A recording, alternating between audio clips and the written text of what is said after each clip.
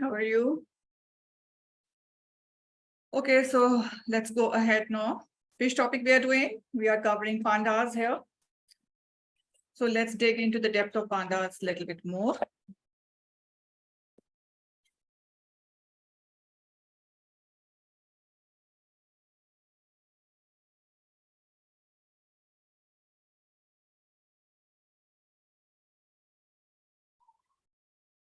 So here,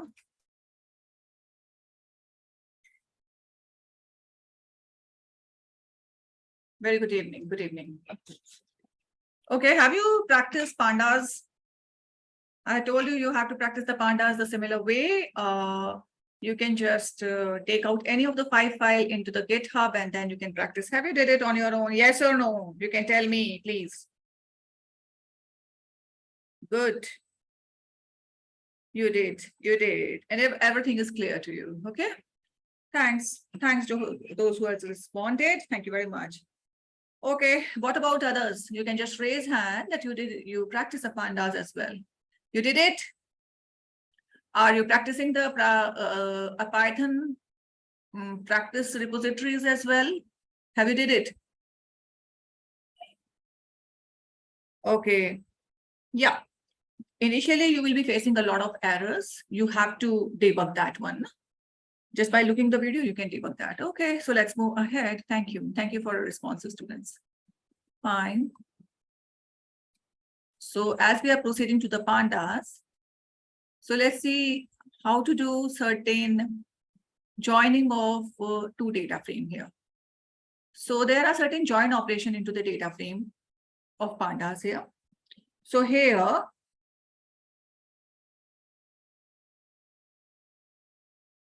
okay. Fine. So here, suppose I'm having a data frame 1 and I'm having a data frame 2. Okay, so inside that I'm having the data for the data frame 1 and then for the data frame 2.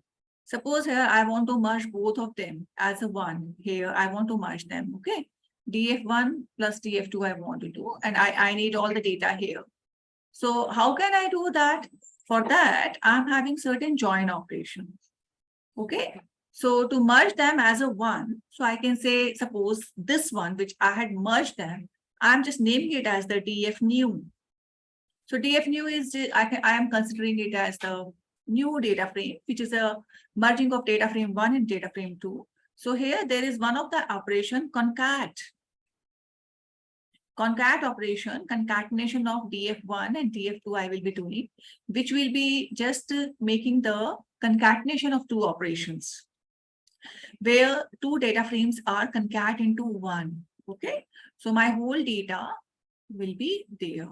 So the point is here, I would be having, let's say, suppose I say data frame 1 is there, and inside the data frame 1, I'm having, let's assume here serial number, I'm having first name, as well as I'm having the last name.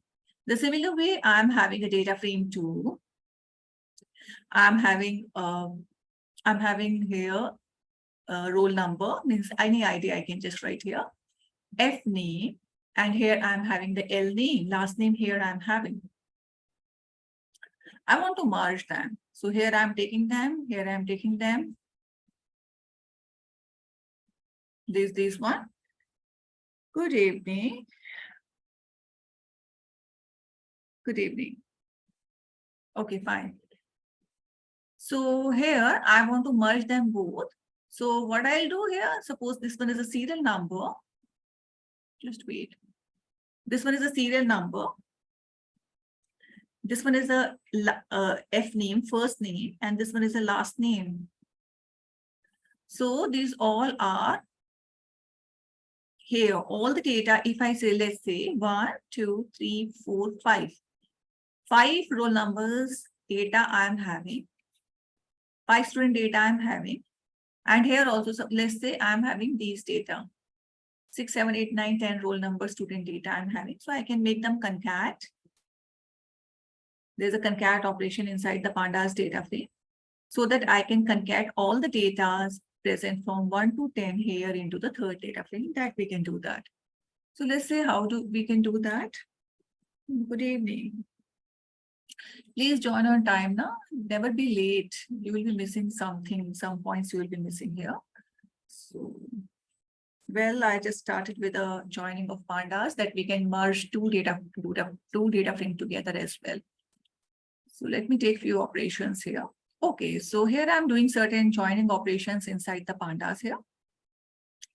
So here I had just created one dictionary I had created. So let me tell you these two dictionaries. Just wait here, please. Let me take the data here.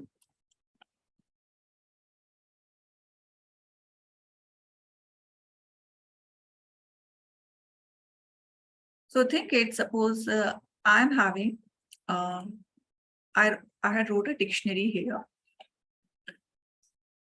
So inside dictionary, I'm having the subject ID, first name and last name. And where these values are there, 1, 2, 3, 4, 5, and these are the first name and these are the last names presented here. I just given the dictionary name as the raw data. I'm just passing the raw data here into the data frame. Okay. And the column names are basically subject ID, first name, and the last name. So this one is, I'm just naming it as the data frame A. So data frame A. So this one is, you can consider as the data frame first data frame. Okay. Okay. Oh, so here it is saying you had not defined the PD. So in search cell above, I have to define here import pandas as PD that I will be doing it here.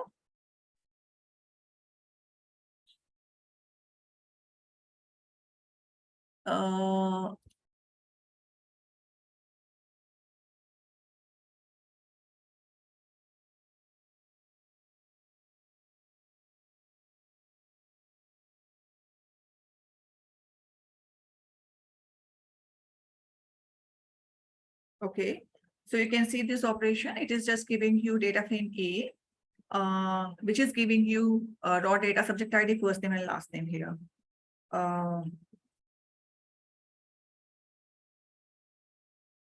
Okay.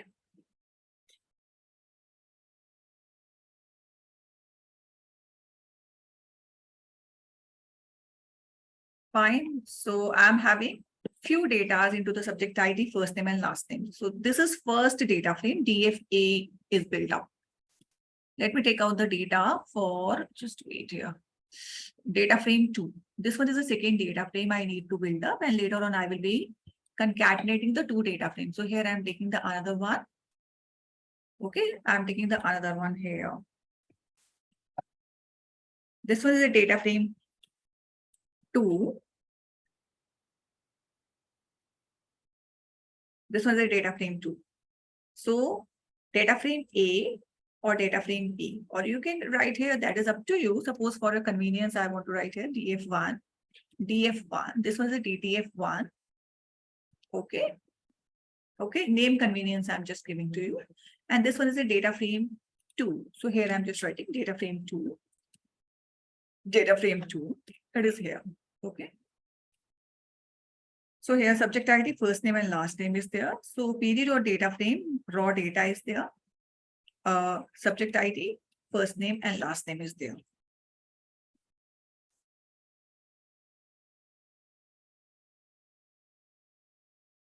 Okay. So here and here you can see this data. Okay. So two data frame is ready, right? Now what I'll do, I will be using one of the operation, pd.concat operation, where I would be merging two data frame together. So this is a command to merge two data frame together here. pd.concat pandas.concat operation. Here I need to give two data frame name. So students, this one is data frame 1, and here you have to give data frame 2. Two data frame here I'm just giving. And okay, and the name has given here df new. Data frame new means because I'm merging the two data frame together. So here I'm wait. Wait. See here. How many rows are there? 10 rows are there. Because these are merging of two data frame together here.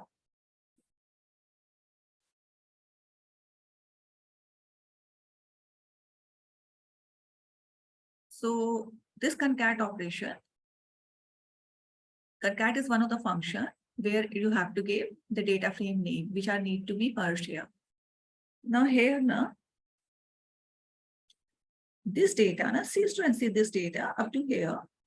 This data is coming from data frame 1. And this data, which is lower side, means here 1 to 10 is coming here. No, this data is coming from DF2, right? So,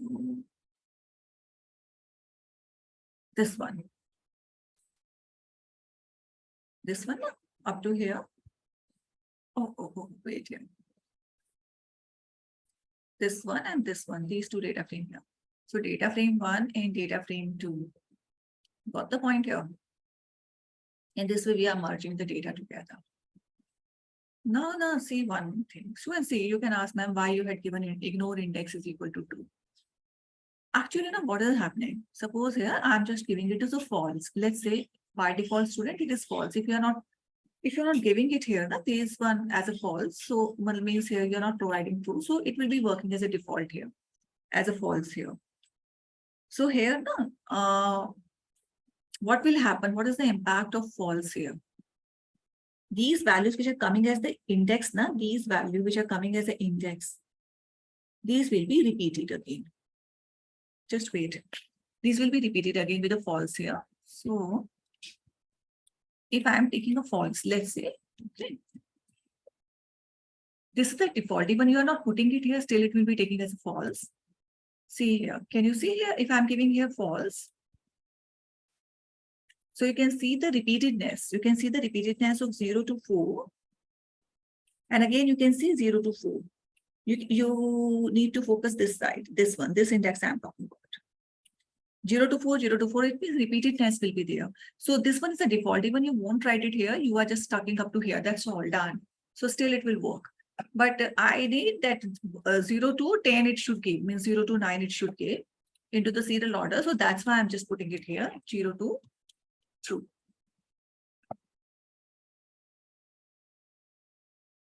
Okay. Clear? Up to here means in this way. So here, actually, this gives you signatures. Actually, if whenever I want to check it out, what are the signatures, how I need to adjust it here.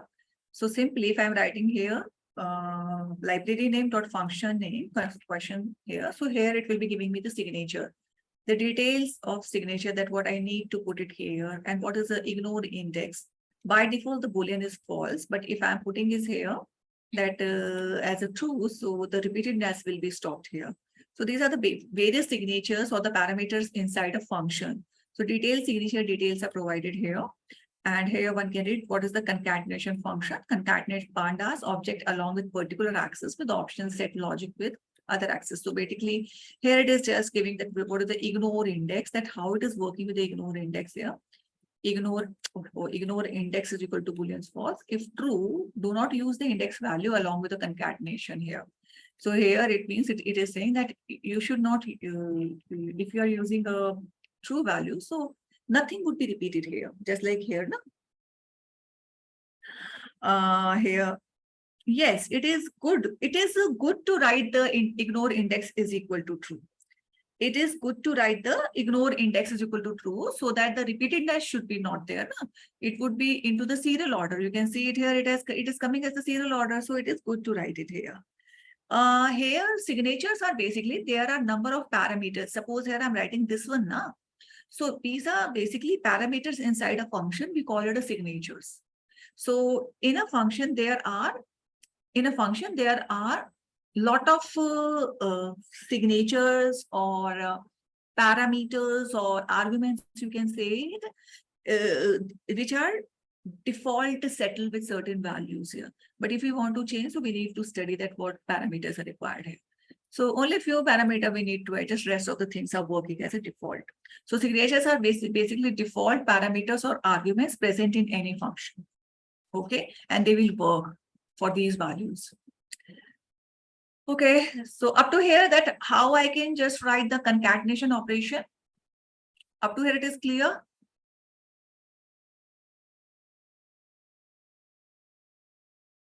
That how we can merge two, means here I had just merged data frame 1. I had taken a data frame 2. Okay. And then this data I'm merging as a 1 df new. Okay, thank you. So one more thing. Okay.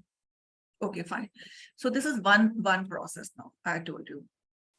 Now, what I'll do, okay, let's take a merge operation. This one is a concat operation I did it. Let's take a new operation for merging here. So for this now,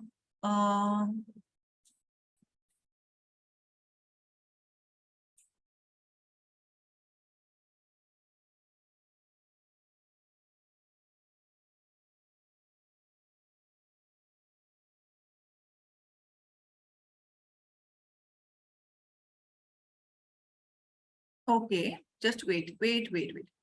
Now here, I am just creating one more.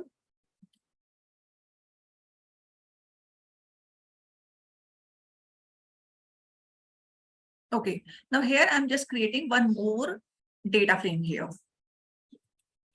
This one. One more data frame here I'm just creating.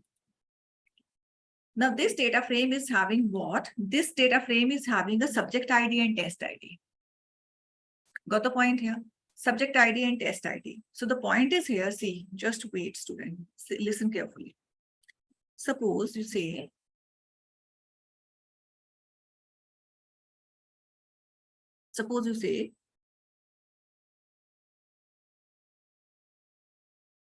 this is a data frame. This is one of the data frame. And this one is another data frame. So let's say, suppose here, I'm having df new. This one is a data frame where right now I had built up with concat operation. Up to 10 it is, okay. So here I'm having a subject ID. If you remember subject ID as one of the column here I'm having, then I'm having a first name and I'm having a last name. Okay. Now let's say I'm having subject ID, first name and last. Oh, not this one. Just wait. I'm having two columns,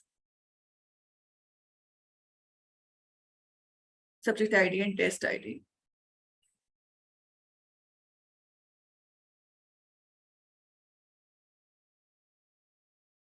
So here in this one is again new data frame. This is also a new DF. Let's see.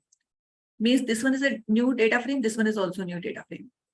But inside this new data frame, I'm having a subject ID and goes on up to 10 and certain test IDs I'm having. So now I want to merge the two data. You think, Kate, if I want to merge the two data, how can I do that here?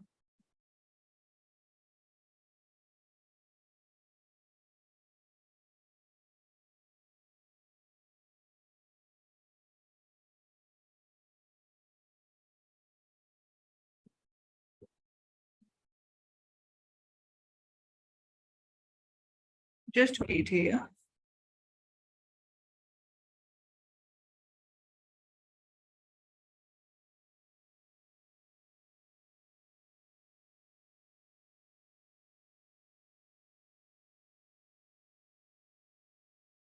Just wait here.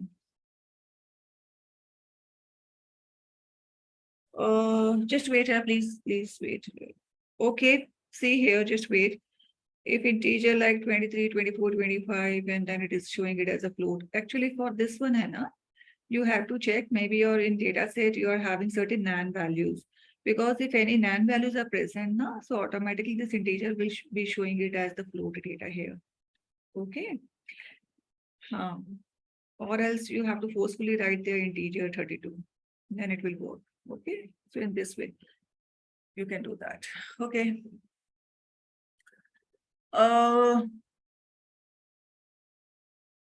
Fine. So here now, Just wait. So here I'm having a subject ID. So suppose here you think, now what are the common columns? Students, can you tell me what are the common columns here? The common column is subject ID and subject ID. So there is one of the merge operation, pandas merge operation, which is looking for the common column. So it will take common column from both of the file and start merging the data. Okay, start merging the data as a one. So if you see here into the third data frame, here it will be taking the common column subject ID from the both. So that will be the subject ID. Then it will be taking the first name, then last name, means all the column which are present into the data frame one, and then the column which is present into the second data frame. So basically, merge operation is based on the common column. If two data frame are having the same column name, they can be merged together. That is possible here. Just wait here. Subject ID is there. Just wait, please. Okay, so let me make it. Okay, I'm making it here. Just wait. Wait here.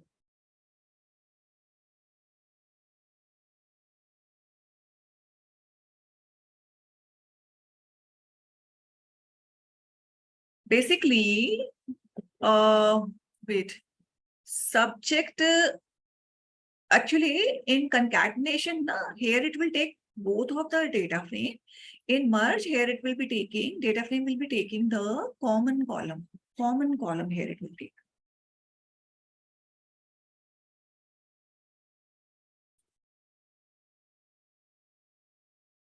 Wait here, just wait.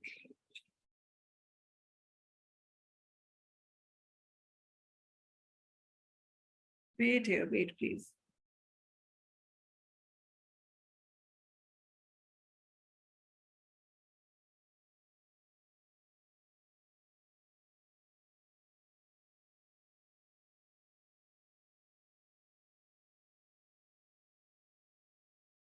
Here the consideration will be given to only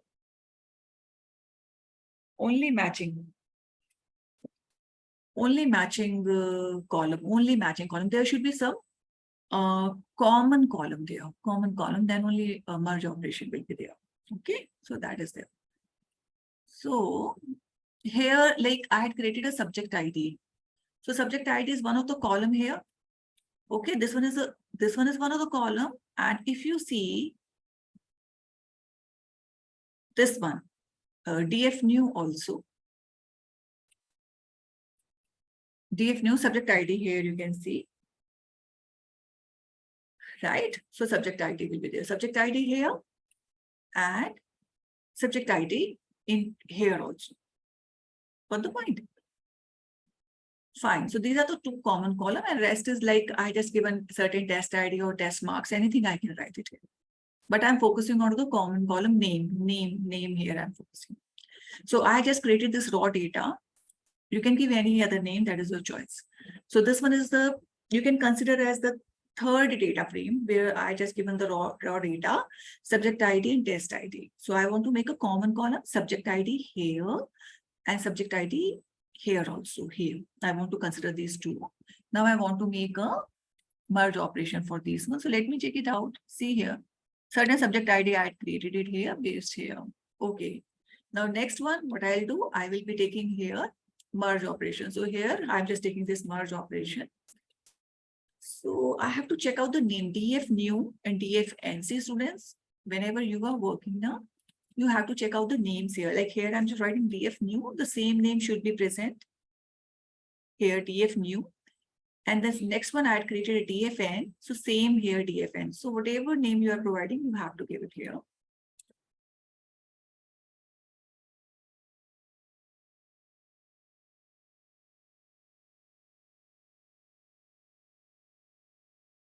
Here it is taking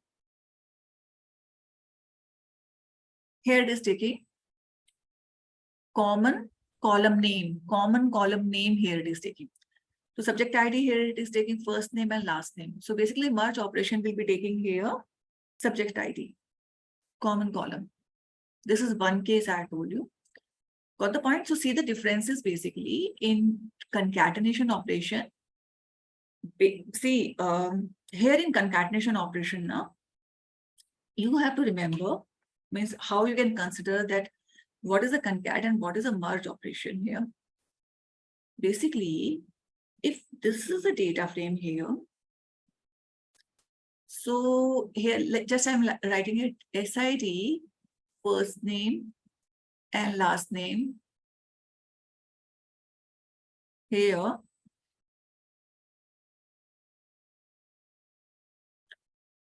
SID, first name, last name. So basically now here, when we are doing the concat operation, whatever data are there, it could be. But here, what are the concat operation here?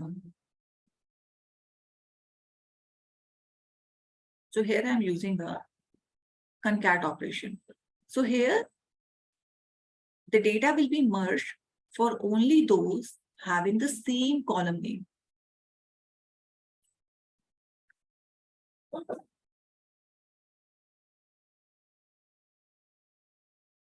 So here it will be considering all the data which is coming from all these three columns here and here. So all the data now, like this data will be considering here and this data will be considering here.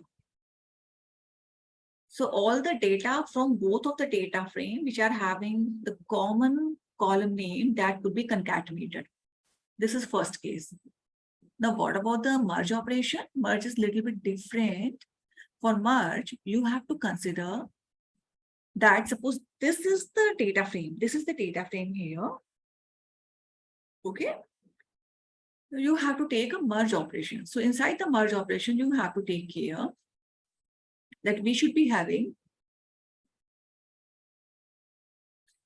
SID and test ID. So you have to take care that there must be one common column name. One common column name. SID, common column name. So these two be merged. So here, in this way. So here, the common column is SID. So SID will be taken. Now, all the column from the data frame could be taken. So first name will be taken, last name could be taken, and SID will be taken.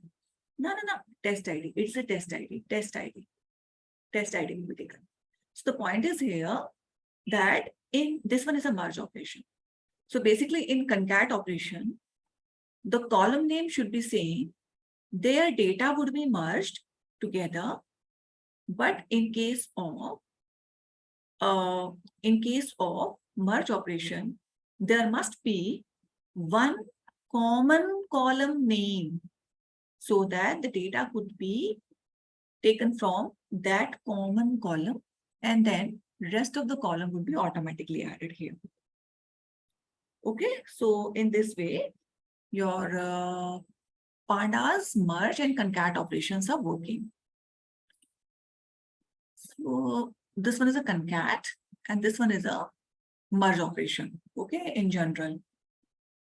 Fine. So subject ID and test ID are added and F name and L name are added.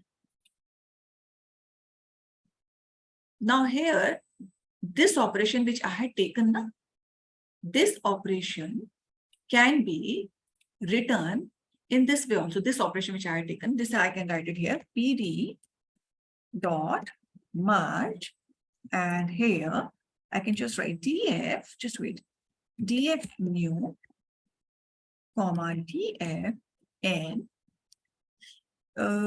Here there is one of the parameter, on parameter. On means here by default it is asking that what is the common column. Even in line number 13, I had not given anything on parameter because automatically here merge operation is going to take the subject ID as the common column. But if you want to specify, so you can specify the same spelling don't make a capital letter and small letter means up and down, because here case sensitiveness is there. So here I'm taking that on subject ID means on is a parameter which will be taking the common column.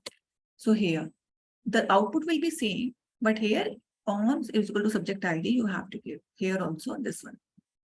There's one more thing. Just like on subject ID. So basically now you think out, there's a situation. Suppose there are two data frame and there are two, inside the two data frame, we are having two common column name. There is a subject ID, like subject ID, email ID. Let's consider. So subject ID and email ID, subject ID and email ID, and then other columns are there. So it means two common column names are there. So how the things would be merged? So in that case, you can take one of any common column name, suppose on subject ID. So all the merging will be based on the subject ID. Suppose on email ID. So that one. So the merging will be based on email ID. So point is here that if there are two common column name, so you can take one common column name here into the pd.margin. Okay. This is one case. Okay. Now let's say, like, if you remember, students, you did certain just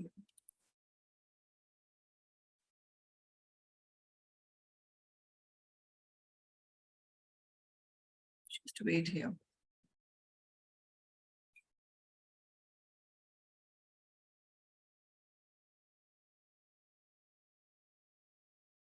See this one. DFA, DFB. Now there is one other operation, how. How? Let me tell you what is the how. How is going to take the common data. How parameter is going to take common rows, which are common in both. So let me take you here now. When I had created these two data frame here, so I had created two rows as a common. Can you see here? See here, 4 and 5 I had given here. 4 and 5 and alias and IAM, whatever name is there. So that I had given. So I want to focus on 4 and 5. So basically 4 and 5 are there, common. And here also in data frame 2. In data frame 2, I had given common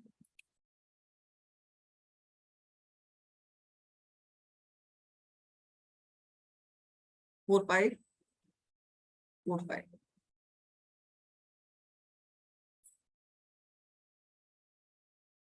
So 4, 5, 4, 5 common I had created just for the intention, because I want to make certain inner operations. So 4, 5, 4, 5 are there. It does not matter. Here it is coming as a 4, 5. So the point is here, if I want to find out which are a common, like here now 4, 5, and you can see 4, 5. So these are coming from data frame 1 and these are coming from data frame 2. Does not matter. I want to focus on common column. So basically, if I say here that what are the common columns here? If you see here, now when I did the merge operation here, you can see here, see 4 and 5. See here, 4, 5, 4, 5 are the common column. Data. So basically now, suppose here I want to find out what are the common data between the two.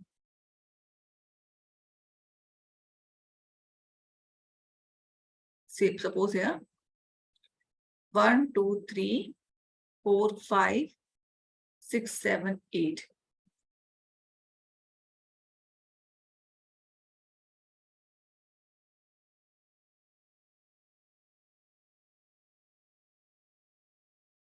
Okay.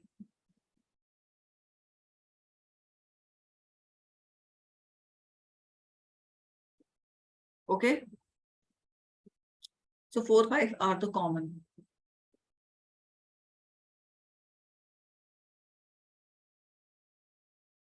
Common columns are 4 and 5 now.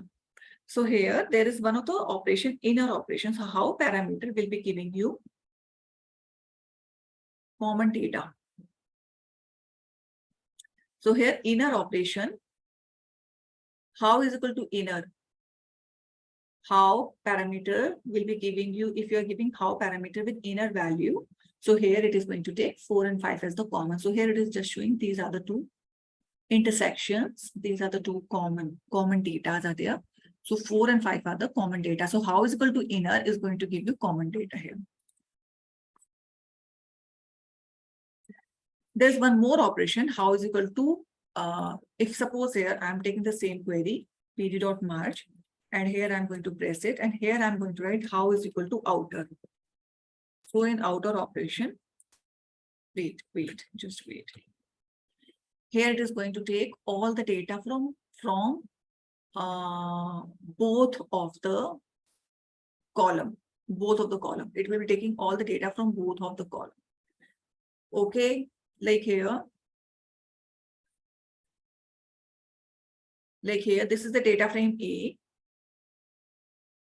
This one is the data frame B, and this one is a common.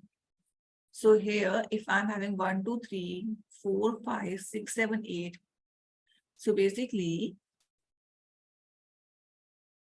this how is equal to outer parameter is going to give you all common data and normal data as well.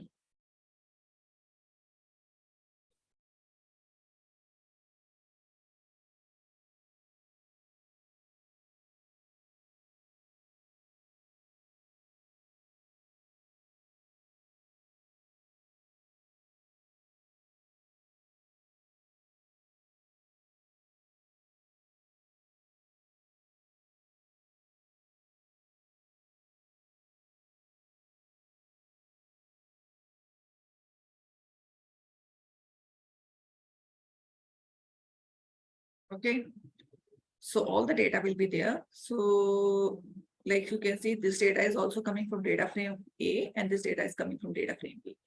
So basically, how is equal to outer is going to give you all the data, entire data from both of the data frame, and how is equal to inner will be giving you inner data only, common data. Okay, so in this way, basically your merge operations are going to work.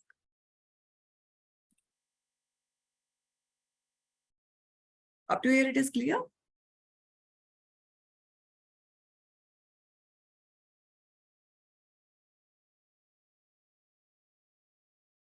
Clear that how these operations are working? Okay. So these are basic operations, basically. These are basically join, merge operations are there. Okay, fine. Just wait. Okay, wait.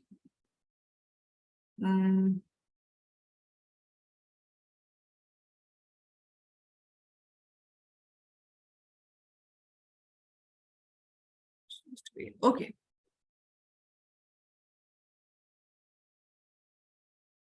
So let's do certain pandas SQL. These are also very easy here. Just like if you remember, you did your normal SQL. You did it your normal SQL now, structured query language. You had learned that how to create the tables, how to write a small queries also.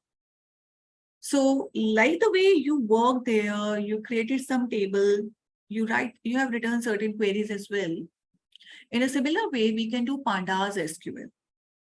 Here also, like the way you had created a table in normal SQL, here you can consider the data frame as a table, because data frame also holds the data. So here the table is also, your data frame is just like a table. So I can say data frame is like a table. So here, whenever, suppose you had created one table and you want to see the entire table data.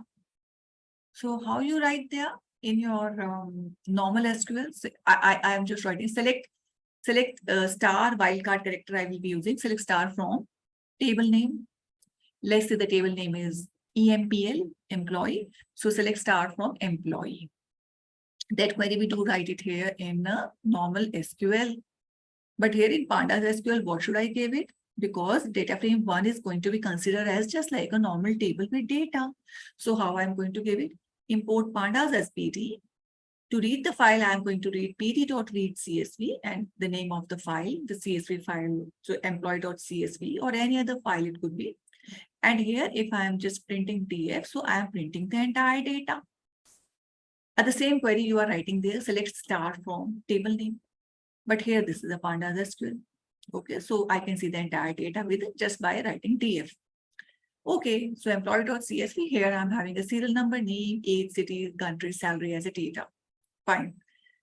Now, suppose I want to see only name column. I do not want to see entire data. I want to see the name column. How can I say that? Because if I want to see the name in my SQL database, suppose I'm running normal SQL database. So what should I write there? What should I write there? CSV is a comma separated value file, which we had created already. So suppose here I want to see only name. So what should I write there? Select name from table. But because I'm doing a pandas SQL, so I'm working with the data frame. So the methodology will be different to see the name only. So here simply I will be giving pandas.data frame. Here inside the data, I am going to write df. Inside the df, I am having employee.csv. I loaded this df now here. Here I loaded df employee.csv. So this I'm going to give it. Employee.df. So data is equal to df. And inside the column, name is there. Column is equal to name is there.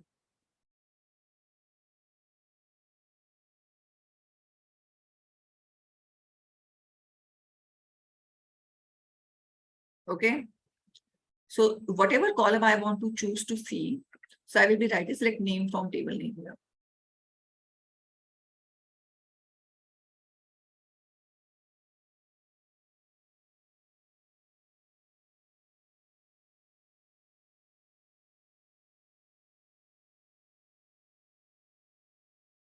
Now see here.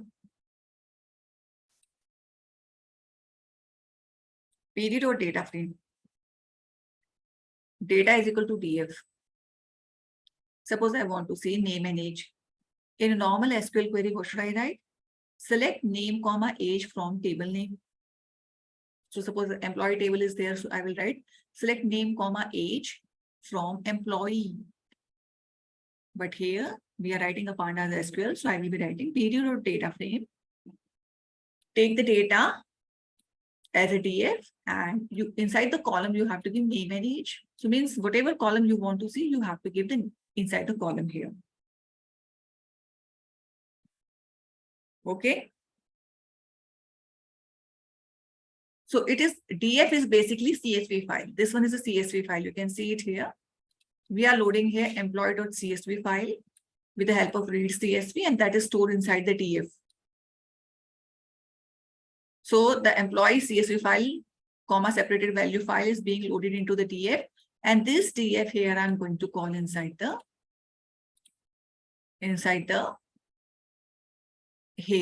data frame. So the same data frame here I'm going to call it here. Okay, so name and age.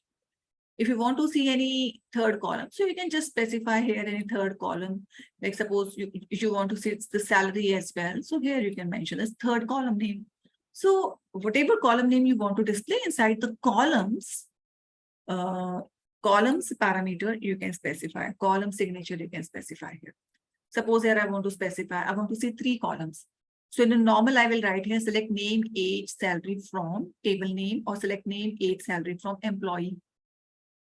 But here, how you'll be writing the same query in Pandas SQL. PD.data frame. Inside the data, you have to pass out the data frame name, whatever name you had taken. Column inside the column parameter, you have to specify the column name which you want to see. So name, age, and salary that will come. So here you can see the name, age, and salary here. Okay.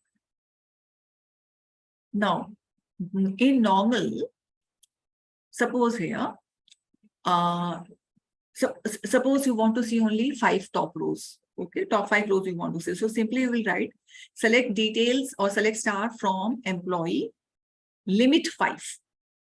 Limit 5 means you need to see only top 5 here.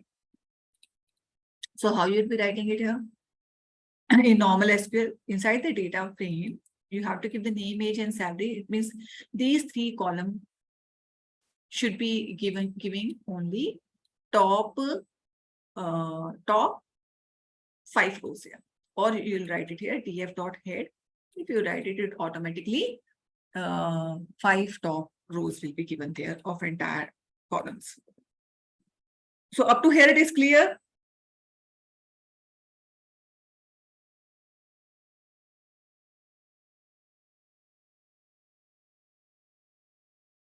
Just wait. Everything is clear now. Just wait here.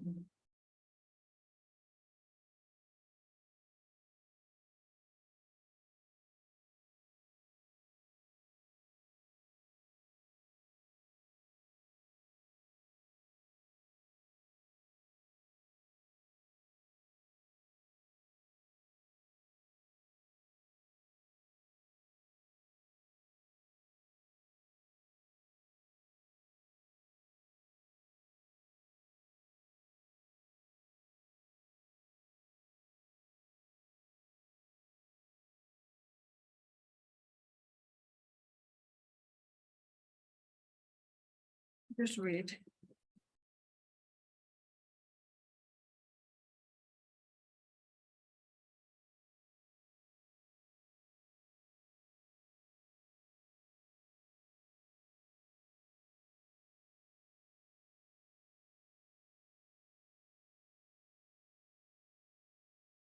Just wait, please.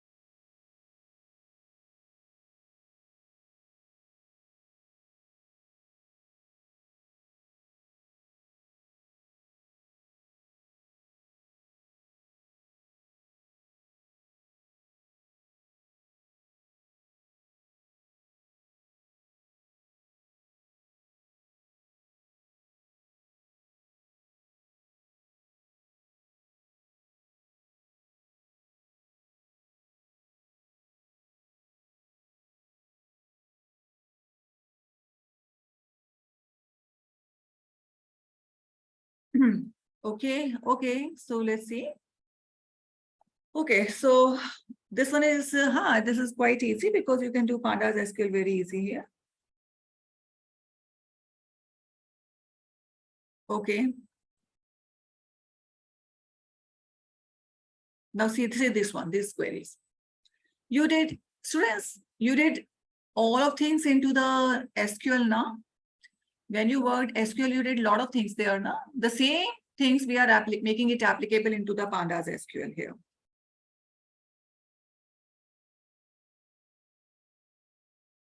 So here, suppose you want to see only the rows where city is New York. Means you want to make a filter statements where city is New York or any other city you want to see. Means you want to see only the data with related city, not all data. In this way you want to write. So basically here, here,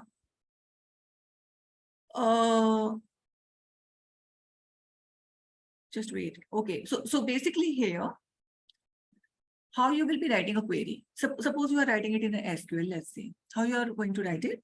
Select star from employee, where city is equal to name of the city. You have to provide any city which you want to see.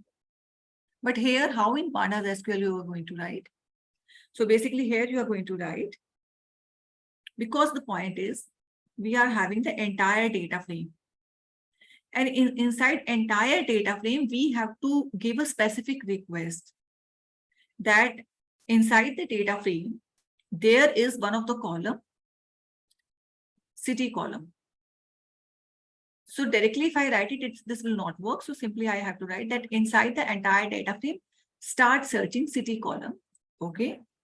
Now inside the city column, you have to specify that which particular city you want to see. So here is equal to sign is a signature. It is a comparison. It is making a comparison. The city should be New York. So if you want to see only the data related with the New York City, so you have to specify the city name is equal to sign, which is making the comparison of the city name. So here it is going to give you the data only for the New York City. So if there's a 4 data, 10 data, 100 data related with the New York City, you will be getting that one answer here. Okay. Right. We are writing the DF 2 times. Let me tell you, actually, this one DF is making the concentration of entire data frame, but inside the data frame, we are having 4 or 5 columns. To access a one column, suppose city I want to access, so directly I cannot write city. My data frame will never work in this way.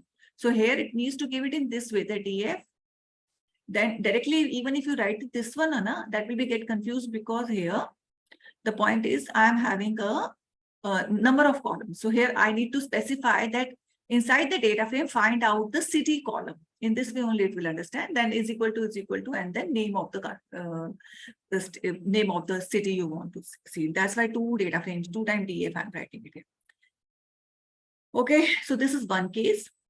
Now, if you want to provide another case also, suppose you want to see the details of city where salary is greater than $50,000. So it means second condition also I am applying it here. So if I want to work with the 2 conditions, so here I have to specify that if I'm giving the same query in normal SQL, so I will be writing select details from employee table where city is equal to New York and salary is greater than 50,000. This filtration I can write it. How you can give the same filtration in Pandas SQL? You can just write here that inside the data frame, inside the entire data frame, find out the city column, and that city column must be having only New York values. That's all. Got it? So student, this is first condition.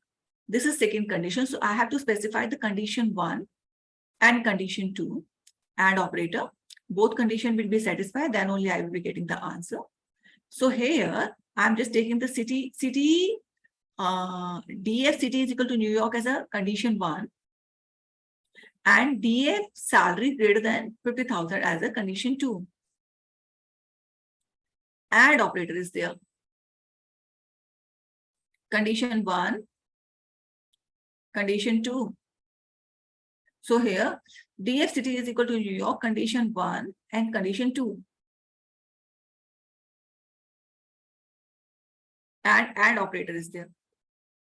And why I'm giving entire into the one this DF, because I'm providing 2 condition here. So DF inside this entire DF, find out the city case. So basically, this add operation is there. So here find out the city of DF is equal to New York and DF salary greater than 50K. So this one is the second condition. So condition 1, condition 2. Both are satisfied, you will be getting the answer. So here city New York and salary greater than 50,000 it is given. Okay, so this one is a add operation. How you can just give it an OR operation. If you want to give OR operation, you can simply change a sign, that's all. OR operation you can give it, OR operation you can give it, pipeline you can give it. Suppose here I want to see the data for the country Africa and salary greater than 65,000. So or operation. So here it is just giving you here it is giving you certain data. African countries also it is giving, and it is also giving salary greater than 65,000. So here it is considering salary greater than 65,000 also. Why it is taking these countries also? Because or operation is there. Okay, the same operation, how I can write it in normal SQL query. Select details from table name where country is equal to Africa or salary is greater than 50,000. But in this way, you can just keep ahead the pandas here.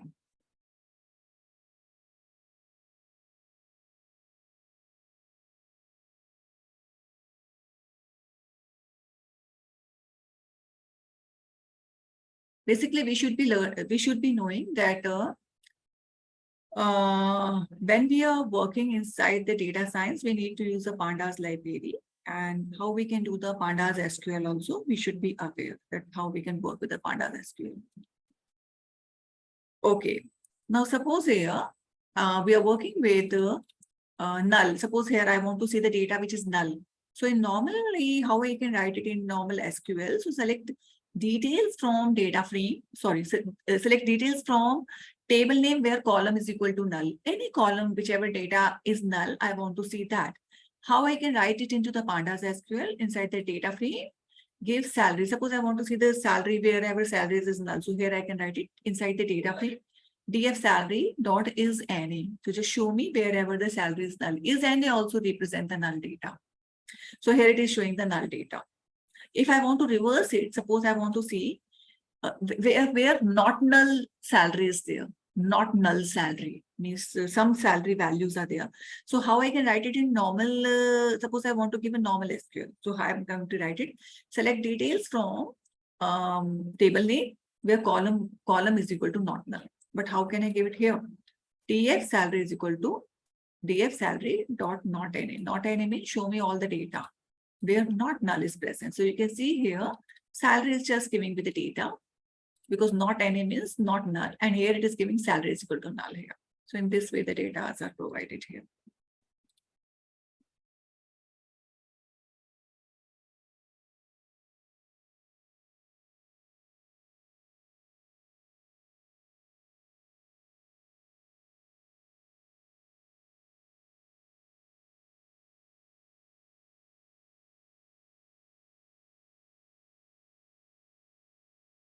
Now, suppose here you want to drop. Let's say you want to drop here.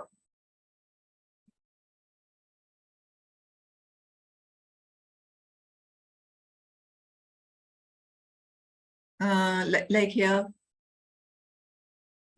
df dot drop NA. Drop NA means, suppose students, I want to drop any data. There are certain rules.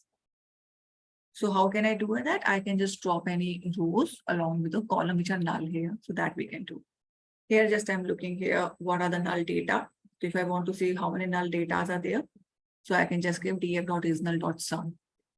Okay, that I can give it here. I'd already told you that how to, okay, so these are simply like earlier also I told you, these are there. And then joining pandas are already here. Okay, so just wait here. Wait, so this one is a pandas SQL, and then join in pandas, we did it already here.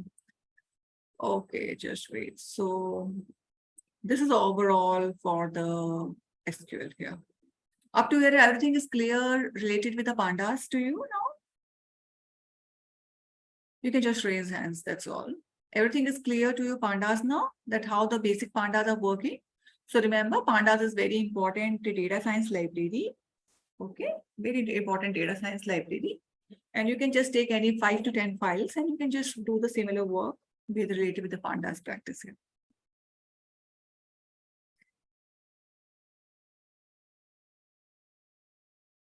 Okay, so this one is, so remember students, NumPy and pandas, they are very, very well libraries, and you should be aware with the pandas and NumPy and pandas library. Okay, so you can make a hands-on practice directly by watching all the videos and take 5 to 10 files from GitHub and you can do the similar work. Okay, this is one case here. Now there are certain another very important visualization library. So let's move towards the visualization. Basically, in the field of data science, machine learning, visualization is very important steps. So basically for the visualization, there are again certain libraries that are supporting to us. Just like if you remember, you did a very small visualization in pandas. I've shown you certain visualization in pandas also.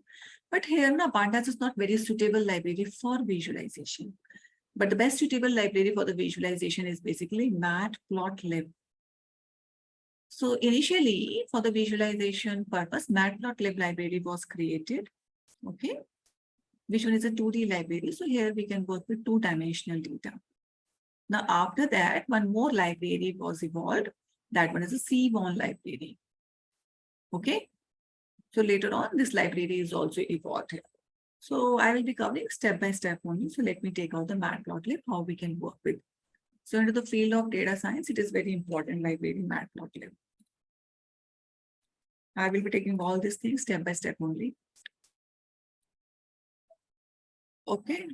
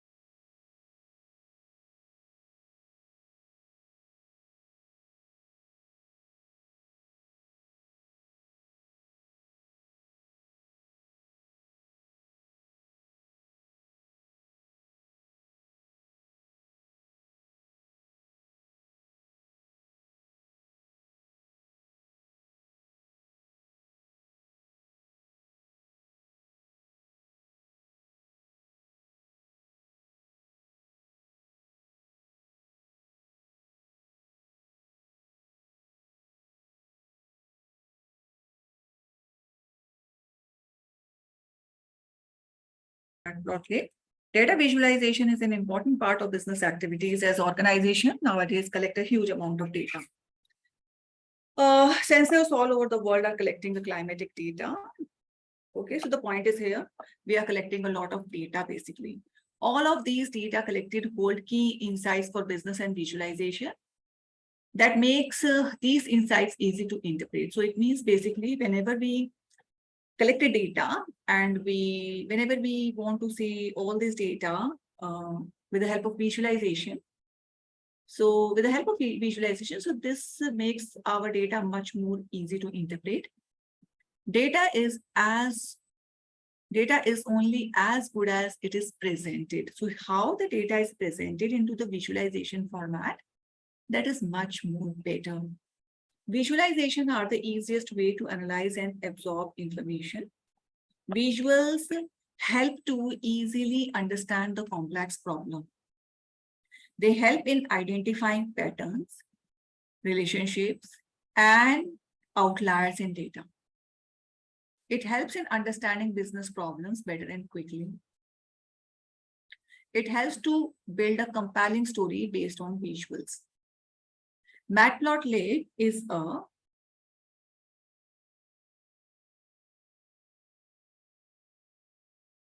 Matplotlib is a 2D plotting library that helping visualizing figures. Okay, so Matplotlib gives you graphs basically. So let's go and work with Matplotlib here.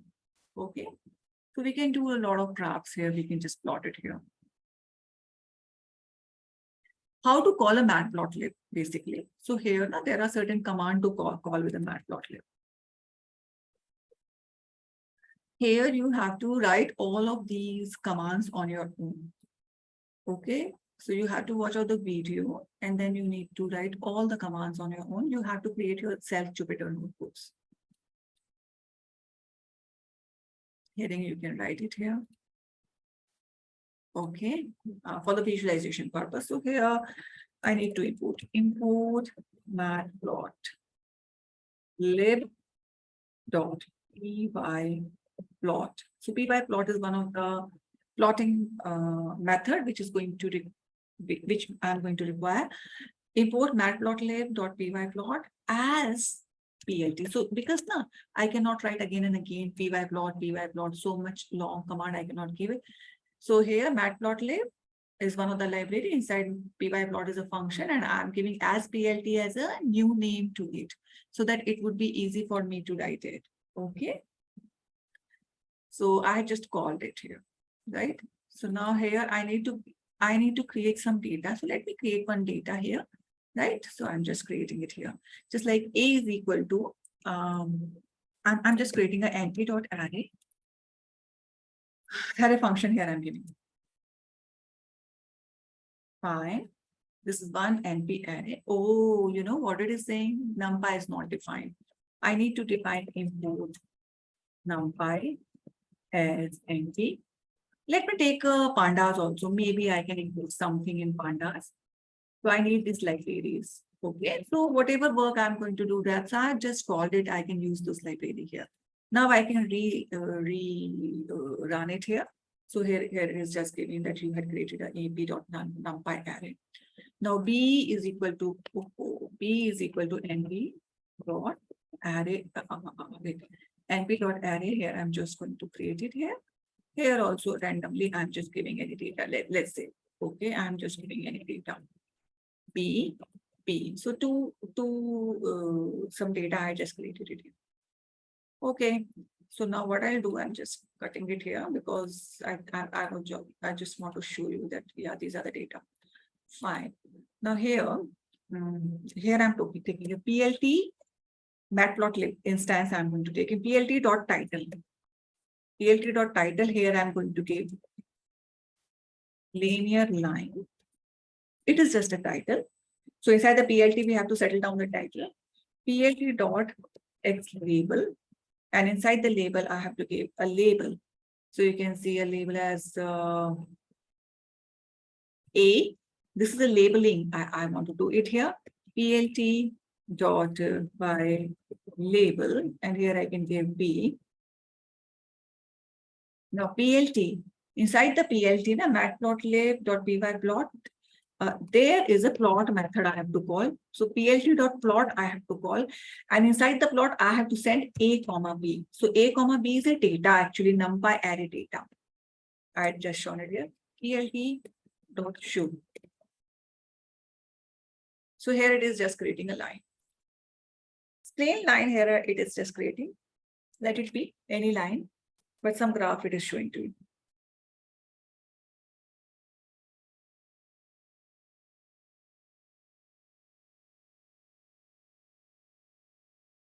Okay. So plt.title, plt.xLabel, plt.ylabel, plot and show. So in this way you can get it just by writing these lines. So some data you have to provide it here. So you can see here like this data. So whatever NumPy array you are creating it here, you need to pass here inside the plt.plot. And these are just labels basically. See, I had written plt.titles, linear line will be displayed on the top. And here, if you're writing this one, here you're writing A, so A is there, B, so B is there.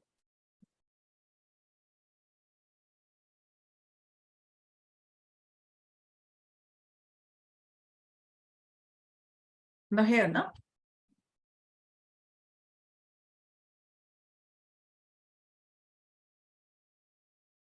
Just wait. Wait, please. Okay. Suppose here PLT, wait here, PLT PLT dot title. Okay, let it be it and title. I'm just changing out the data. Here I'm writing any other data. Let's say P is equal to NP dot array. And here I'm just giving any other data. Suppose I'm giving 34, 67, 88, 88, 92, 100. Let me take out this data. This is P. Q is another data. It is a NumPy array. Oh, wait. And this way I'm just writing any data, 23, 35, 56, 77, 88. Let it be.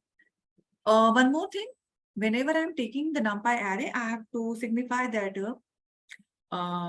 the number of elements should be similar in both of the NumPy array, such like 1, 2, 3, 4, 5. 1, 2, 3, 4, 5. So 5 and 5. See, okay, then only your graph will be okay. Otherwise, it will not create a graph well. Suppose here you are just creating 5 and here you are just creating 7. So number of elements are 7. So the sync is not well. So you will never get a good graph here, or some error will be there. And now the same lines I need it. Got the point here? Same lines I need it here. It would be not a linear line. It's just a line here. Instead of X label, you have to give a P. Instead of Y label, you have to give a Q. And here you need to give P, P and Q. See here how the line is coming. It could be any line, does not matter. Okay. Right. So here, when I'm just creating this plt.plot, like here, I'm just creating this one. So there is one of the parameter here. Let me take out this data. Just wait, students. Same data I'm just taking. Okay, wait. Here, wait here. Wait, let me take out star. That will work. See here. I had just given a marker is there is one of the parameter I have settled down. Marker is equal to star. So here I am saying the marker will be star wherever the coordinates are there. Suppose here I did in 1, 1. So here it is making a 1, 1 coordinate. You can see star is there. Suppose here it is taking a 2, 2. So here it is taking a 2, 2 coordinate, 2 on A and 2 on B. So you can see here some star is there. See, star is there. No? Suppose 3, 3 coordinate is there. So this one and this one you can see it here. So you can just focus here onto the star. So these are the basically coordinate values are there. So stars are coming. So basically why stars are coming? Because these are the markers I had given, markers.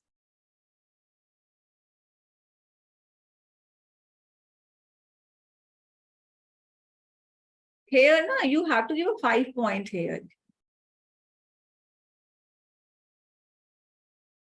Just wait. I'm telling you, not only 5 points here. Wait. You can consider any other points also. Let me show you. Just wait. Let me tell you. Suppose marker is there. If I'm giving marker as a plus sign. Suppose, wait. I'm taking a plus sign here. See here, plus sign. You can see carefully. This one is a plus sign is coming. Suppose here I'm giving any other sign. Suppose 0. I'm just giving it here. No, it is not going to take this numeric. So here I need to give the star. This one is okay. It is not considered that you are going to take only 5 points. You can take 7, 8, 9, 10 points also. Let me show you how to take the points. Suppose here I'm going to take this one. Okay, if I want to increase these points also, I can do that. Suppose here I'm just coming here. I can increase these number of points also. I'm going to take this one also. And then whole data similarly, I want to take it here. Same data, I want to take it here. This one. Suppose here I'm taking 6, 7, 8. So same number of points should be here. 6, 7, 8. The point is the number of elements I want to talk to. Now it is 8 points. So you can see the markers are coming with 8 points. But see, suppose here I'm giving 8 and here by chance I missed up to 6. So let's check it out. Here 8 number of elements, here 6 number of elements. See here, errors are there. And here it is saying value error, X and Y must be having same first dimension, but you have given a shape of 8 and 6. So here it is saying that we are not able to build up. So here you need to give same. Now it is okay, and now it is okay. Got the point? Is it clear now?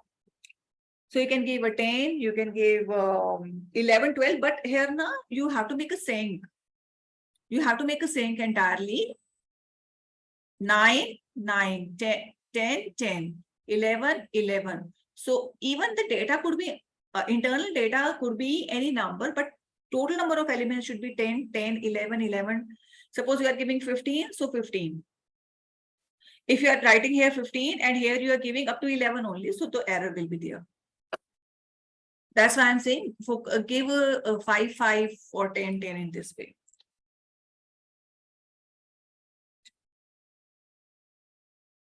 On y-axis, no.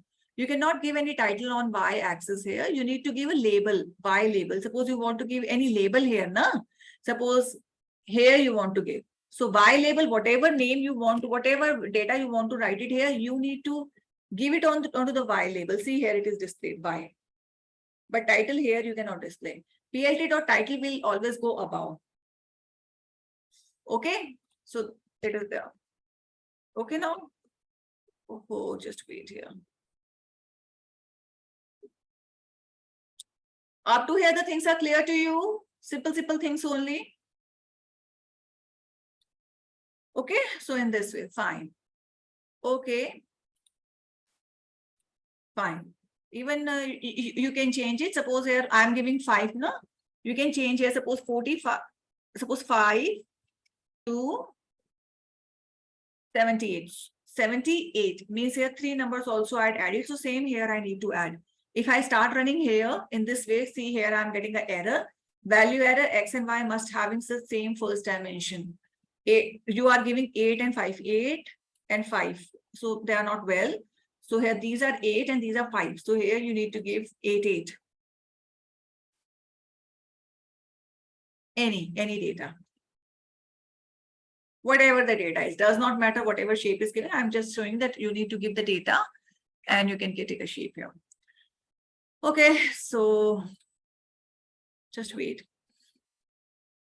Suppose here I'm taking this data, random data students, I'm going to take it, the same operation I'm going to build up.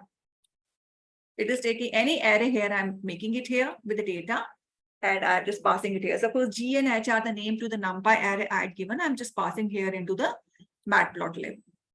So that is up to you. Whatever data you want to pass, you can pass it here initially. Here you want to specify a marker, that is your choice. You can just give it here, any marker, that is your choice here. Oh no. Now it is okay. Star is coming, plus is coming here.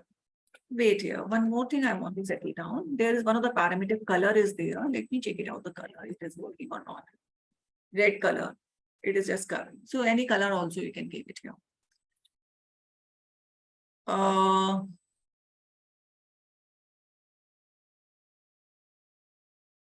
If you want to see certain more details of this plt.plot function, you can just write it here. Help function, you can take it, Python utility function, plt.plot. So here it will be giving the details of the plot functions. What more you can write it here, just like plot function, you can give it here, help function plot. Plot function X and Y, you can give it here. You can give here plt.plot. BO, you know, BO means here blue color circles.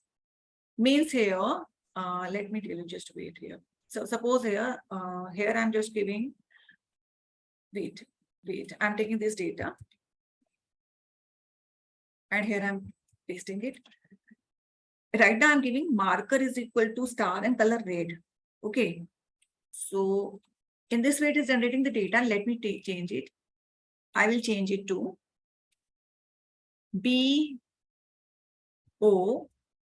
means here it is taking a color and the marker together. Color and the marker together here. In this way. BO, blue color, when these dot signs are coming here. O. And if I'm okay, just wait here a little bit. Wait here.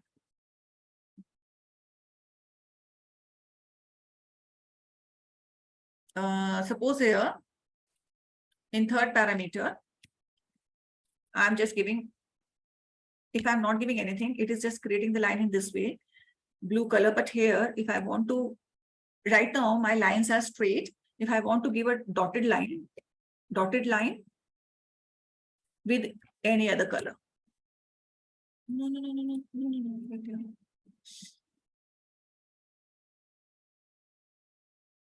This one. Now it is okay. Green color. So here I'm just saying the line should be dotted. So dotted lines are coming here with green color. So third parameter is green color. So basically in this way also we can settle down here.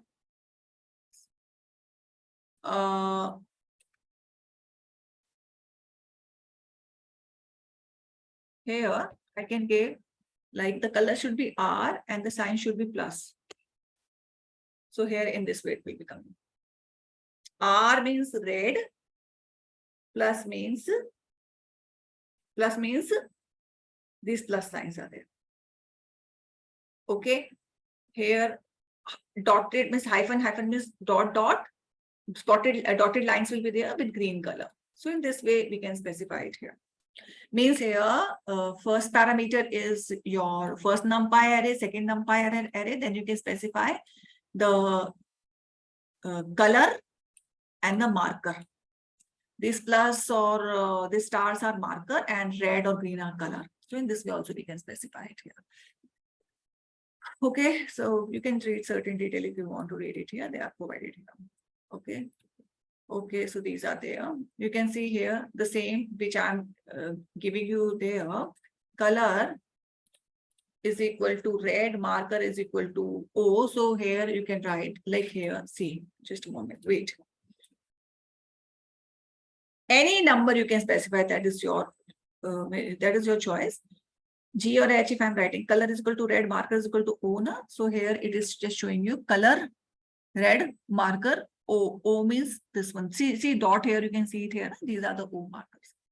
If I want to see here, just wait here.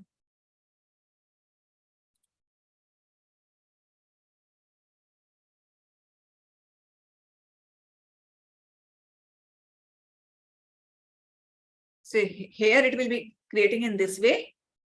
Got the point? When you are not specifying separately, but here it is merging both of the things, red and this color, O color. And here when I'm writing separately, color is equal to red, marker is equal to O. So it is just creating a line. Got, like here I'm writing R plus. So R red plus sign it is making.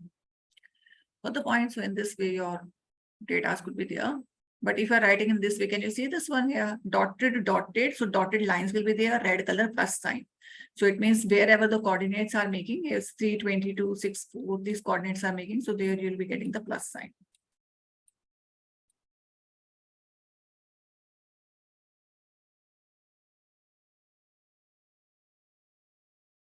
Okay. I can create a list also. And I can pass on the list data also inside.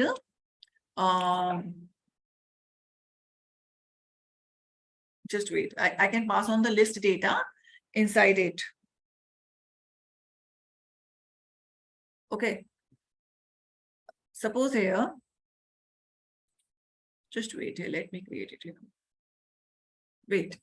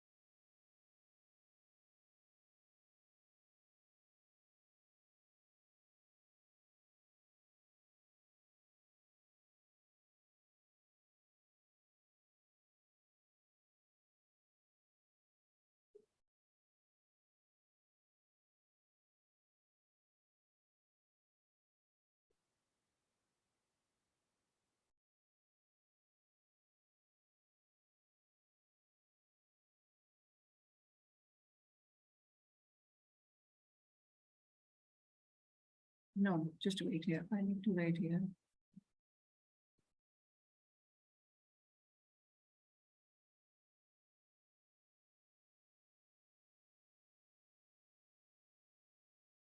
See this.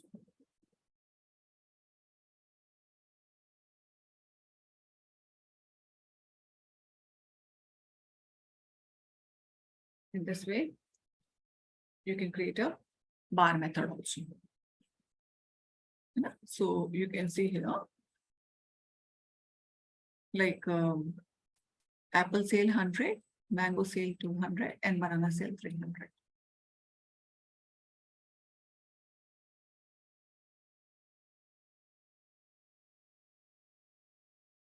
Up to here, it is clear? Yes, you can just raise hand. Everything is clear to you, students? It's quite easy. These are easy. Thank you. Thank you. Thank you. Okay. Is it easy for you now? So in this way, you can just, these are completely matplotlib. You can provide any data that is your choice. Okay. So here I just given, see, students, see, here I'm just giving you some data with the fruit name of sales. You can extend it. You can give certain, suppose 4 fruit name you are giving now. So 4 sales point also you can give it. You can do yourself. No? You can do that. Okay. Here I'm just giving the direct list. So I just plotted the direct list. You can do this also, right? So NumPy array you can provide, list also you can provide it here. By default, what happens now? There is an alignment. What is happening? What is this align?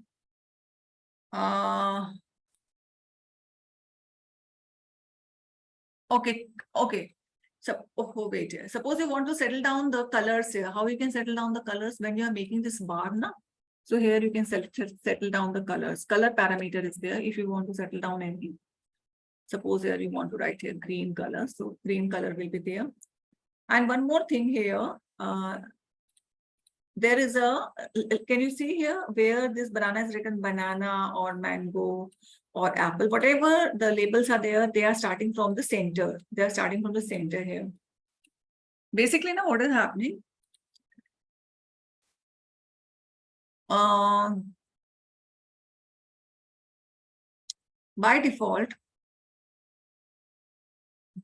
now center alignment is, this is known as an alignment. Alignment is equal to center is coming. But if I write here, align is equal to edge. So automatically alignment edge will be coming here. Can you see here? See where apple is coming, where mango is coming, where banana is coming here. So here edge is coming. Edge means side, into the sidebar it is coming here.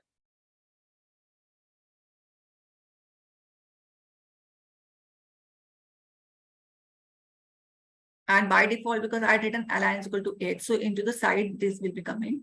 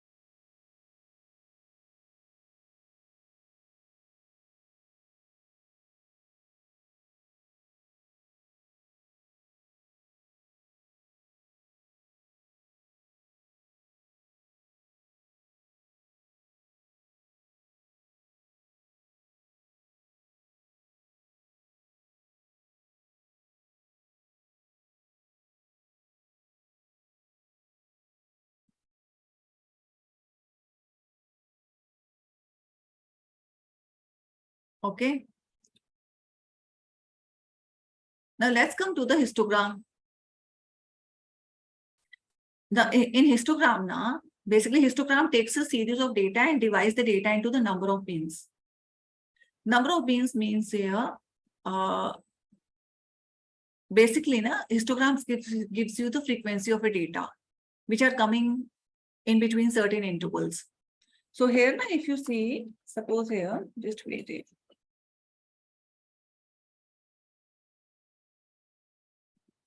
Suppose here, if I'm just creating a numpy array, any number I'm just providing, and I'm providing this numpy array into plt.hist. Remember, plt.hist will be creating a histogram, and inside it, if I'm passing the number, this array, and inside the bins here, I'm just giving 2020 intervals. So bins is one of the interval. Bins are basically giving the intervals. So here I'm just giving 2020 intervals, plt.title, and show here I'm giving. So basically what it is going to show is that how many numbers are between 0 to 20, 20 to 40, 40 to 60, 60 to 80 in this way. So basically now here it is going to give, suppose I'm asking that how many numbers are coming. What is the count of the numbers coming between 0 to 20 intervals, 0 to 20 intervals. So here it will be taking, like I say 5, 0 to 20, 11, 3. So 3 will be there. 3 counts are there between 0 to 20. If you take another counts, like I say 20 to 40 here. So 20 to 40 means here like 21, 20, 27. And one more is there. 31. So 4 are there. So 4 are there. 4 is the count. It means the numbers between 20 to 40 are 4. In a similar way, suppose 5 numbers are generated between 40 to 60, and then this one. So basically histograms gives you what? Histograms gives you count of the data, counting of the data. Now students, see, currently here we are learning the basics only. So now let's take a file basically. Let me take a CSV file. So you can just get a marks.csv files from GitHub. Can you do one thing? Please go to GitHub dataset1 and just you tell me whether you are able to find out student marks.csv file. Because once you are working there, you need to download that one. So here I'm just calling student marks.csv. I'm just loading that one into the data frame. And then I'm going to make a plot on this actual data. Quickly, you can go to github.com, dataset1, find out student marks.csv, and you tell me that yes, you are able to get it. You can convey into the query, you can write here, you got this file, student marks.csv.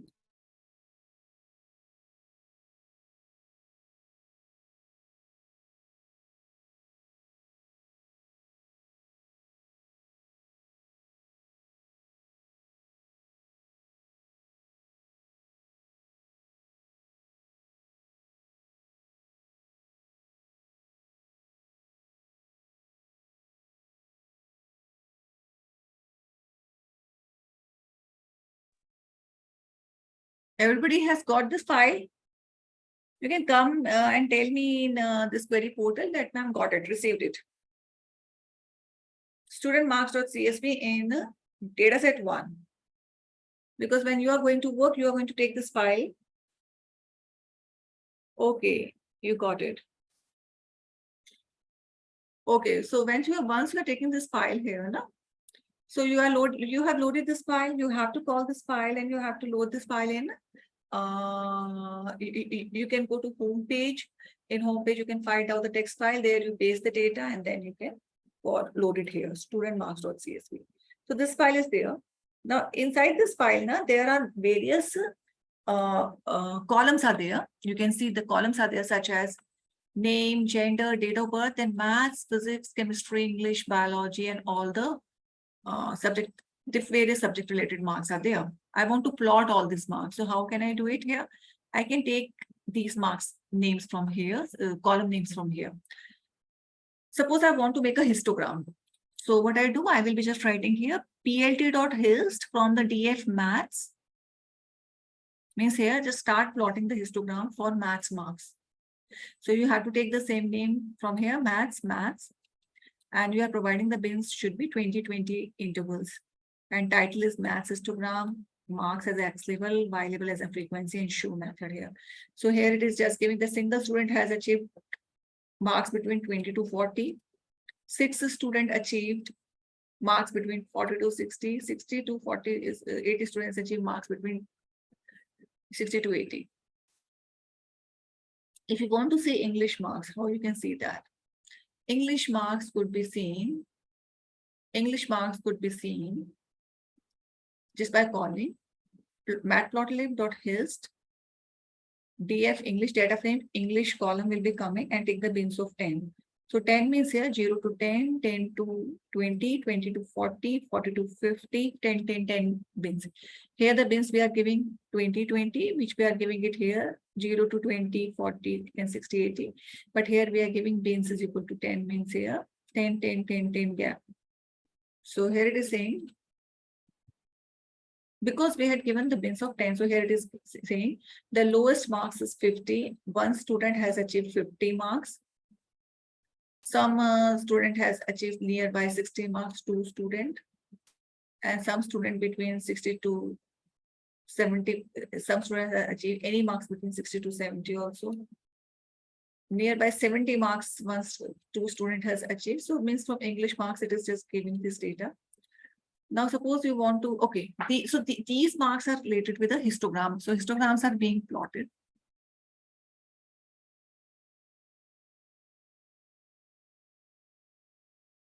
Now here, now, suppose you want to make a box plot.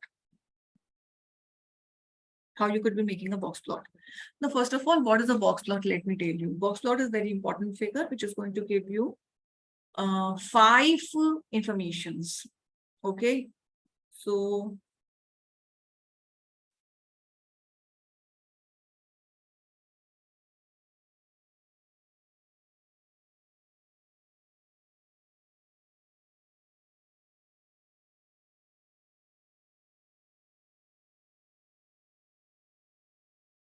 this is the box plot. If let's say this is a maths subject marks, these are certain scales are there.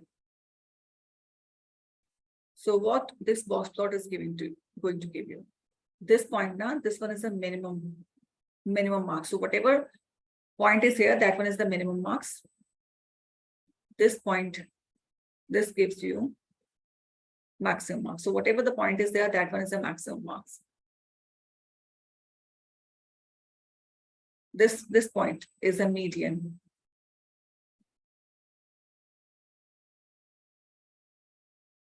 This one is a median marks here.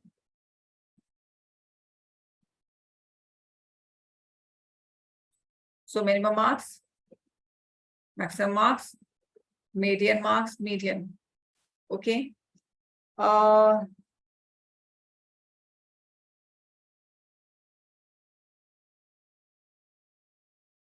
Okay.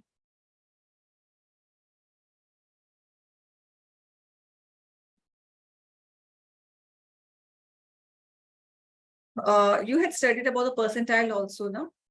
So here, this point now, this point gives you 25th percentile.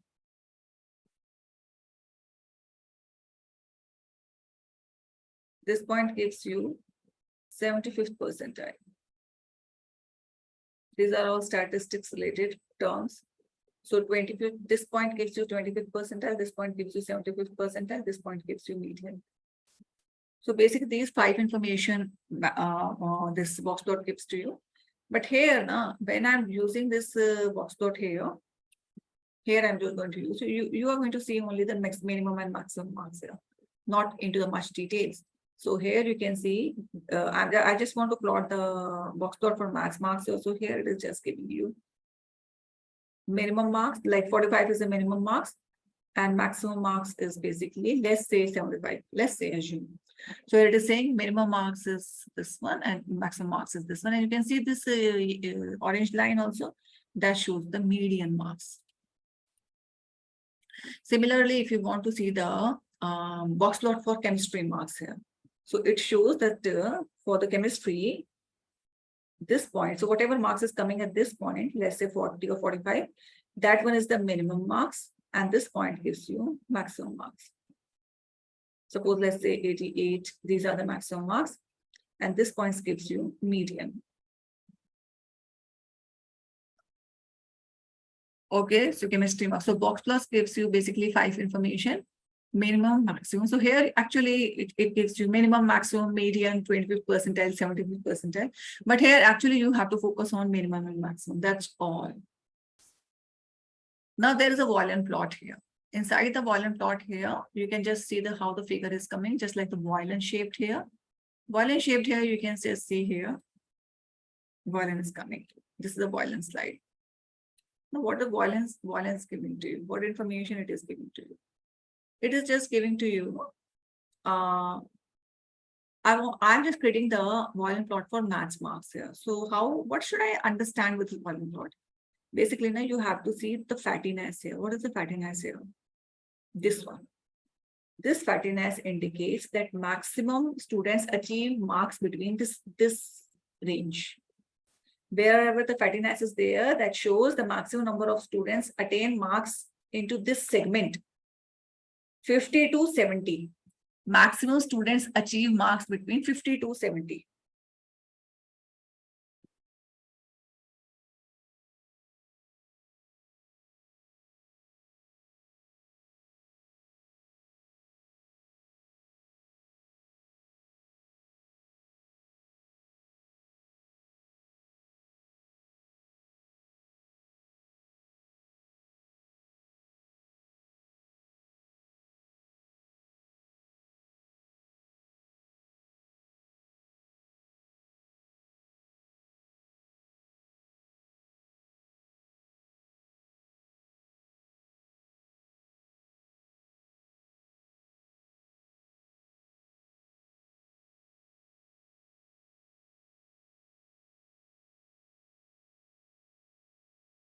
Okay, so Boolean plots gives to you these data.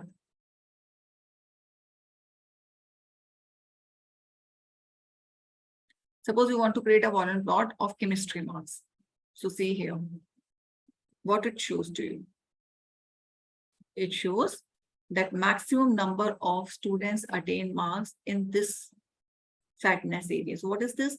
It shows that maximum students achieve marks between 80 and 90. So this shows the results are better in chemistry because students are attaining marks between 80 to 90. But if you see here in case of maths marks, so here it is not very good.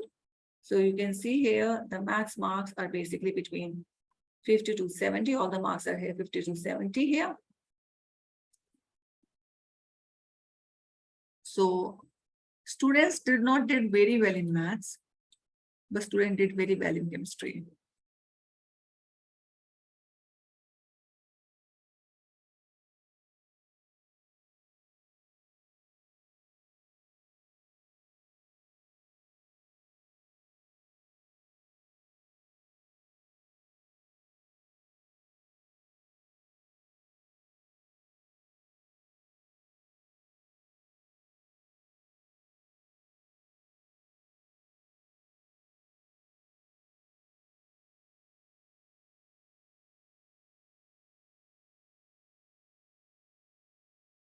This one you can see. So like here we learned about the Boolean plot. Here you box plot, Boolean plot, and bar histogram. And above you have seen the line plot.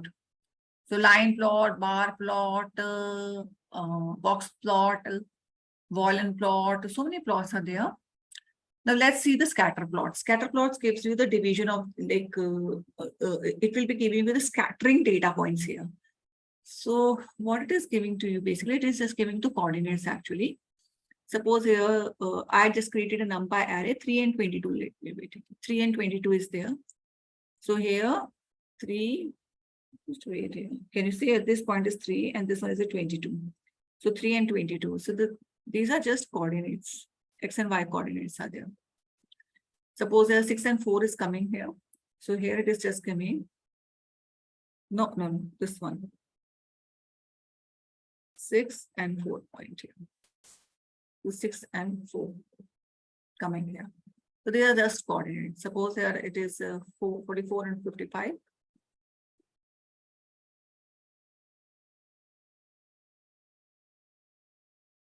It is 5. It is 5 here.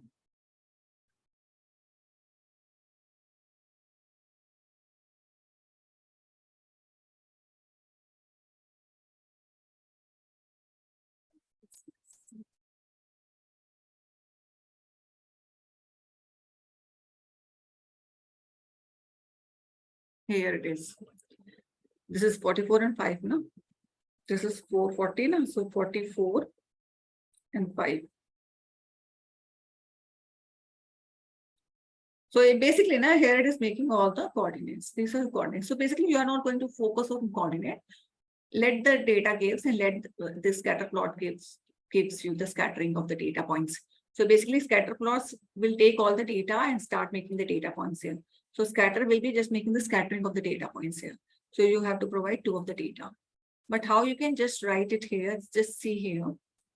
Suppose I'm taking more data here, more data. So you have to count how many numbers of data points are there. Suppose there are 1, 2, 3, 4, 5, 6, 7, 8, 9, 10, 11, 12, 13, 14, 15. So if 15 are there, so 15 should be here. Otherwise, miss-sync will be there. But right now, synchronization will be there. 15 data points. So here you can just make the scatter plot. So more data points are reflecting here. Just okay. And here, if you can see it here. Suppose here I'm making, see, here I'm just taking 1, 2, 3. You have to count it actually. How many data points are there? 1, 2, 3, 4, 5, 6, 7. 7, 7. Okay.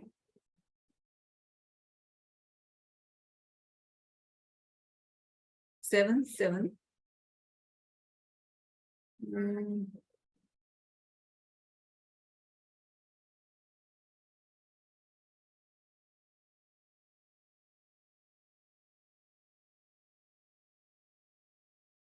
15, 15.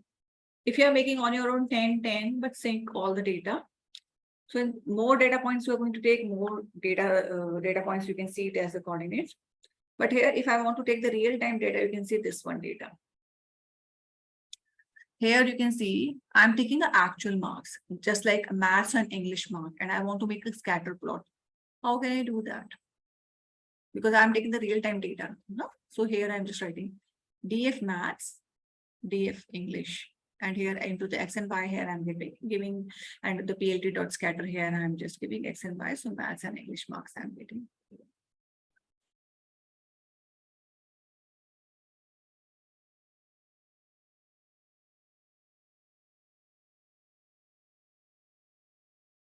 Okay, so here I'm just making the data point. So this scatter plot which you are looking here now, these one are related with scattering.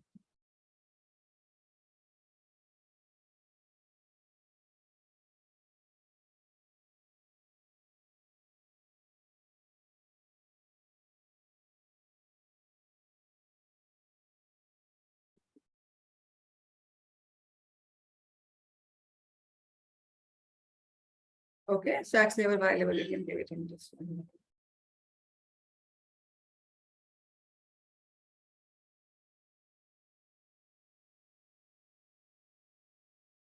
Okay, so this one is overall for the math plot. Means here I'm taking the real-time data set, I'm plotting the scatter plot here. So inside the scatter plot, you have to give two data, 2 variable values you have to give X and Y.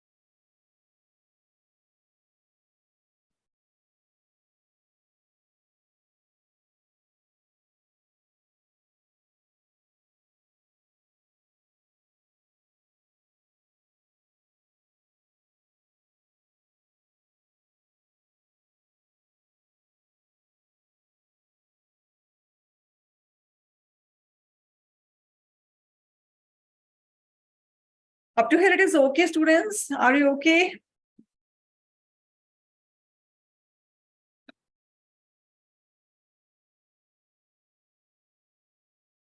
Are you able to understand everything now clear? Okay. Thank you.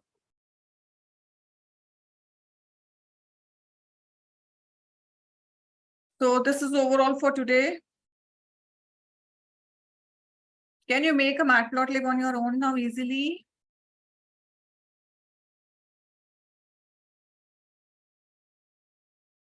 Yeah, you need to practice.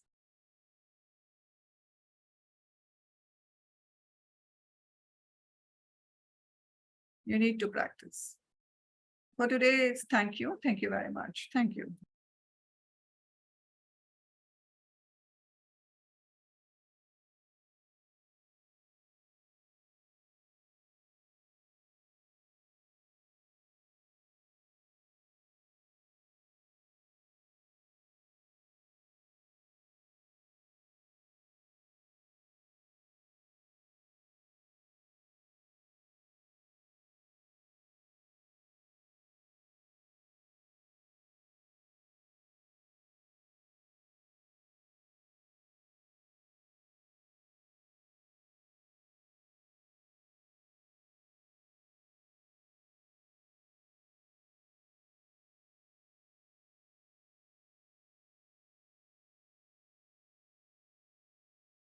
Okay, thank you.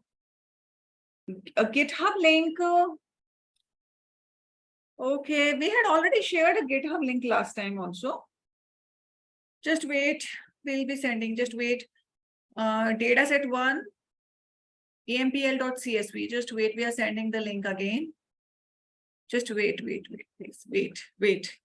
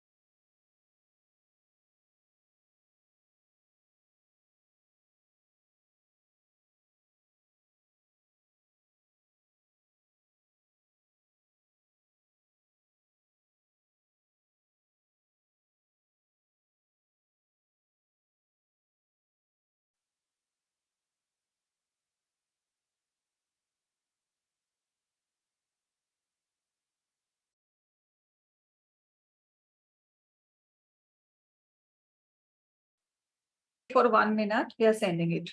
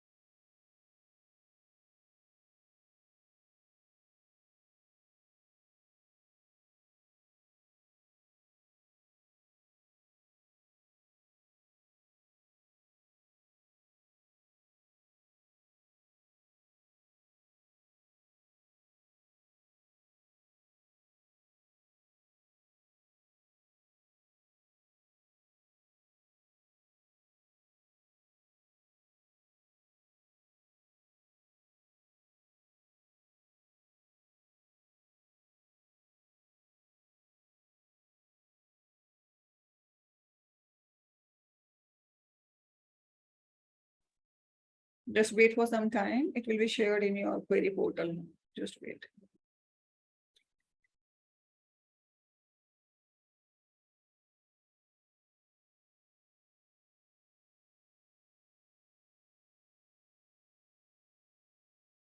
Just see your GitHub link has been shared now.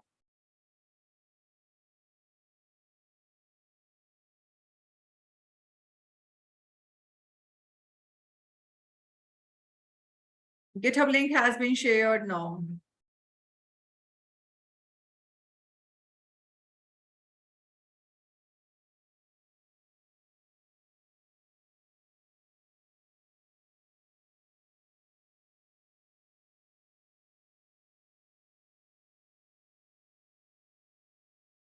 Please.